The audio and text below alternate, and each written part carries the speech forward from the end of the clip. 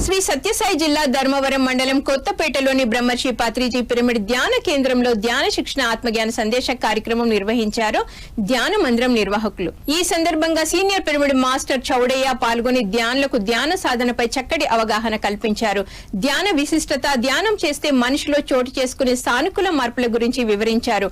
అనంతరం అందరి చేత సామూహిక ధ్యానం చేయించారు. నేను వెంట కట్టుకుని పోయేది నా ఉదాహరణ కోసం, నన్ను ఉద్ధరించుకోవడం కోసం ఏదైనా ఉన్నదా అంటే ఏదీ లేదు. అంత భార్య పిల్లల కోసం చేసుకోవడము, అలాగనే వారి కోసం చేయడం, వీరి కోసం చేయడం సరిపోతూ ఉంది. నన్ను నేను ఉద్ధరించుకోవడానికి ఏమన్నా చేసుకున్నానా అని ఆలోచన చేసి ఈ ఆధ్యాత్మిక మార్గంలో ప్రయాణం అవుతున్నాడు అన్నమాట. ఇలాగ మార్పు వచ్చింది అని అంటే ఎంతకాలం అయినా కూడా వయసు అయిపోతున్నది.